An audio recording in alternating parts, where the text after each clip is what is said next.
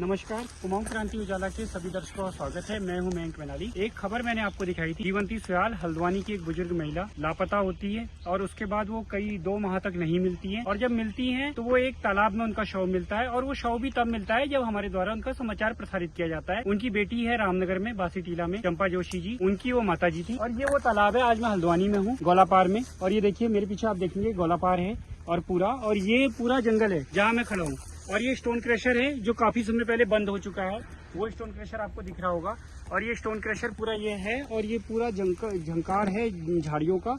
यहाँ तक हम जब आए, हम बहुत परेशानियों से यहाँ पहुंचे, क्योंकि पूरा झंकार है, एक सामान्य व्यक्ति नहीं आ सकता। तो कैसे अंदाजा लगा सकता है कि एक बुजुर्ग महिला यहाँ पहुंची होगी और यहाँ आकर के उसका शव मिला होगा। मेरे साथ यहाँ पे चंपा जोशी जी है। क्या पूरा मामला है, आप बताइए, क्या आपको लगता है क्या हुआ होगा, और कैसे, क्या आपको लगता है कि वो महिला यहाँ तक आ पाई होंगी, आपकी माताजी जो थी? नहीं, मेरे को तो बिल्कुल भी नहीं लगता है, क्योंकि जब हमें बताया गया था कि जब वो अस्पताल में दवाई लेने आई थी जी, तो दवाई लेने के दौरान भी वो घर से जब आई थी थक चुकी थी जी, थके हारे वो थोड़ी देर वहाँ बैठी है। उसके बाद उन्होंने दवाइयाँ ली है, उसके बाद केले भी लिए हैं, टमाटर लेके भी खाए हैं। तो माता जी का तो नीचे को आने का मतलब ही नहीं अच्छा, होता जैसे ना। ये पूरा यहाँ पे झाड़ियों का झंकार है, यहाँ शायद मेरे को लगता है कि शायद जंगली जानवर ही आते होंगे, यहाँ इंसान तो नहीं आता होगा। कौन आएगा?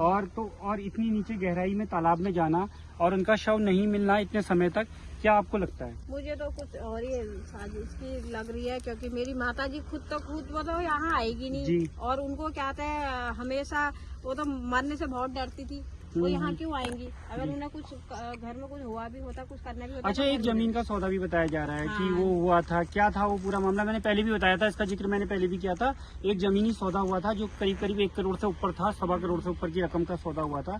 तो आपको लगता है कि कहीं ना कहीं वो हो सकता है मामला? हो सकता है, क्योंकि मेरी माता जी ने 1 साल पहले जमीन मेरी माता जी ने क्या बिकवाई थी, मेरी माता जी ने तो मुझे दे रखा था वो जी। लेकिन इन लोगों ने कहते हैं बहुओं ने जो। आप कितने भाई बहन हैं? हम 5 भाई बहन हैं, 3 भाई है मेरे, 2 बहनें हम। जी। और भाइयों की शादी के दौरान और मकान लगाने के दौरान मेरी माता जी ने उनके थोड़े तो आपके भाई एक साथ रहते हैं या अलग अलग रहते नहीं, हैं? सब अलग अलग रहते हैं। सब अलग रहते। तो माता जी किसके साथ रहती थी? पहले हरीश के साथ रहती थी, और बड़े वाले जो बेटे थे उनके साथ रहती थी? नहीं, छोटे वाले, सबसे छोटा था हरीश सुयाल, उसके साथ रहती थी पहले से। हाँ। और जब से उसकी आंखें चली गई थी एक्सीडेंट के दौरान, उसके बाद से वो 1 साल से बड़े भाई कैलाश सुयाल के साथ रहती थी। अच्छा, तो क्या अंदेशा लगता है आपको, क्या कारण रहा होगा? ज्यादा तो क्या कहूँ, लेकिन मुझे लग रहा है ये सब पैसों का ही खेल है, क्योंकि जो जमीन माता जी ने मुझे दी थी, क्योंकि इससे पहले मैंने क्या कहते हैं अपनी शादी से लेके अभी तक क्या कहते हैं मैंने कभी अपनी जमीन बेचनी नहीं दी। ये आप बता रहे हैं आपके घर में कोई ऐसे विवाद पहले भी हुए हैं कि कोई ऐसी घटना हुई हो जो आपकी जानकारी में रही हो? हाँ, मेरी माता जी कहती थी कि ये मेरे से जोर जबरदस्ती से जमीन बिकवा रहे हैं, और कहते हैं मैं मजबूर हूँ बेचने के लिए। ये लोग मुझे डांटते हैं, कभी कहते हैं जैसे भाइयों का एक्सीडेंट हुआ या कुछ भी हुआ तो बहुएं कहती थी तुम्हारे बेटे नहीं है, तुम जमीन बेच के करो इलाज, जमीन बेच के इलाज करो। मेरी माता जी की वो पुश्तैनी जमीन थी, 35 संपत्ति मिली हुई थी, कहते हैं तल्ली बमोरी में, तो वहाँ की नैनीहाल की जमीन थी।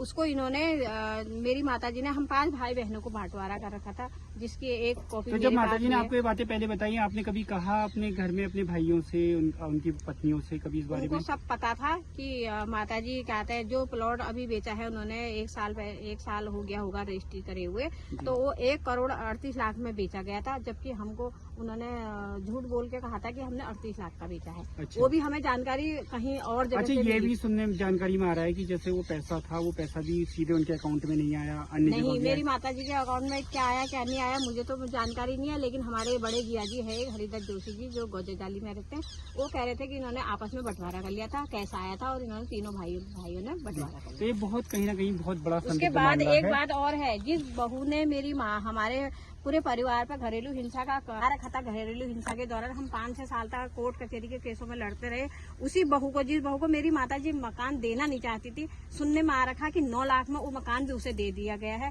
जो मेरी माताजी की अपनी 35 संपत्ति थी, पिता की। पिछली बार जब आप हल्द्वानी आए थे हम आपके साथ, तो हमने उस दिन समाचार चलाया था और उसके अगले दिन ही उनका शव मिला। आपको लगता है कि ये मामला कहीं कुछ संदिग्ध है? संदिग्ध लगता है मेरे को बिल्कुल, क्योंकि इससे पहले क्यों नहीं मिली डेड बॉडी माताजी की? 2 महीने तक क्या कर रहे थे ये लोग? क्या पुलिस? दरअसल कहना ये है कि उस दौरान वर्षा हुई थी और इस तालाब का जलस्तर बढ़ा तो उनका शव ऊपर आया, लेकिन बड़ा सवाल ये है कि इतने दिनों तक शव यहाँ पड़ा रहा, वो भी एक बुजुर्ग व्यक्ति का, तो कैसे उसका अंदेशा नहीं हुआ? और यहाँ पे जो मकान है वहाँ पर सीसीटीवी कैमरे भी नजर आ रहे हैं, कुछ घरों में खेत हैं और कई घरों में सीसीटीवी कैमरे भी नजर आ रहे हैं। पूरा एक ही ग्रामीण क्षेत्र ये है और मैं बताऊं कि ये ग्रामीण क्षेत्रों में लोग वैसे भी सजग होते हैं, चाहे कहीं भी हो, और कोई भी घटना होती है तो लोगों की सक्रियता उसमें होती है, लोगों को नजर आता है। तो कैसे लोगों को यहाँ पे नजर नहीं आया, ये भी एक बहुत बड़ा सवाल है, और कहीं ना कहीं इसमें निष्पक्ष जांच करने की आवश्यकता है।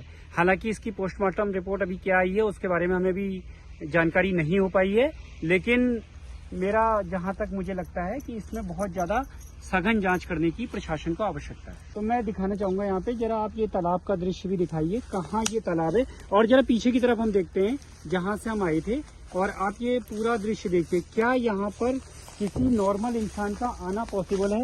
ये बड़ा सवाल है, क्योंकि जिस जंगल में हम चल रहे हैं ये बंद पड़ा स्टोन क्रशर है। यहाँ पे आपको दिख रही क्रशर की मशीनें हैं जो बंद है, यहाँ पर किसी की भी आवाजाही नहीं है। ऐसे में इस बियावान जंगल में अगर कोई आता है तो ये अपने आप में बहुत बड़ा सवाल है कि कैसे वो व्यक्ति यहाँ पे आया।